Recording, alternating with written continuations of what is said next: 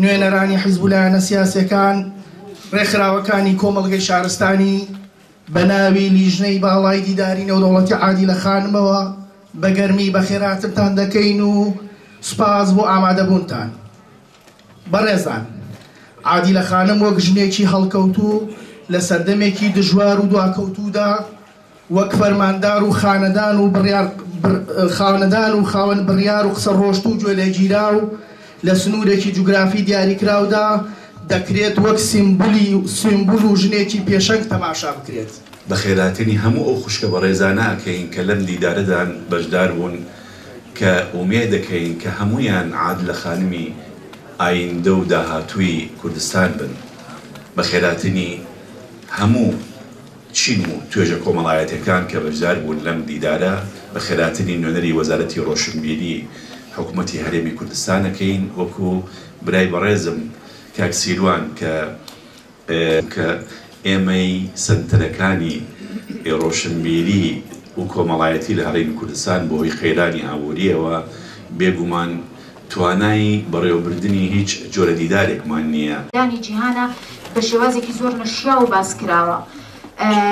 جۆن لۆک گەورە بیرمەند و سیاسەتمەدار بیرمەندی سیاسی ئینگلیز کاتێک کە باس لە ژنەکە ئاڵێژن بۆ ئەوە دروستکراوە بۆەوەی ببێ بە خزمەتکاری پیاو. وەک چۆن ناتوانێ مناڵ بە تەنها بخاتەوە ئاواژ ناتوانێ مناڵ پەروەردە بکە و گەورێ بکە. ئەمە بە تەواوەتی ئەیە لە پێگەی ژن کەم کاتەوە. مەجموعی مەلائیکە هەموو بۆتە زەواری. حاجی وەرە ئەم قابیە گەر تالیبی دینی 100 حەج و 200 عومرە تەوافێکی مەزاری. ئیتر یاران چ باکێکم لە سەردی فەسڵی زستانە؟ دیارە ئەم سازانی ئەم جۆرە دیدارانە زۆر گرنگە بە تایبەتی بۆ کەسایەتێکی وەکو عادیلە خانم وەکو ژن کە ئەتوانم بڵێم ژنێکی پێشەنگ بووە لە سەردەمی خۆیان توانیوێتی شۆڕشێک بەرامبەر بە خەباتی ژنان بکات، پێگەی خۆی وەکو ژن پسەلمێنێت لەسەر جەمبوارەکانە، چ بواری سیاسی بێت، ئیداری بێت، کارگەڕی بێت، توانیوێتی سەرکەوتنێک بەدەست بهێنێت بۆ خۆی لە پێگەی حکومڕانی سەدەی 19هەمە کە بەڕێزیان لەو کاتەیە ژیاوە. بۆیە زۆر گورنگە بەڕای من نەک تەنها دیدارەکانی بۆ ساز بکەن بە شێوەیەکی کورت و پوخت لە پۆلیسی سەرەتاییەوە ئەم بابەتە چ لە مێژوە یاخۆ لە وانەی کوردیا بخوێنرێت بۆ ئەوەی کە بتوانرێت نەوەکانی پێ ئاشنا بێت. بۆی عادلە خانم کەسایەتیەک بووە توانیوێتی سەرکەوتن لە بەدەست بێنێت و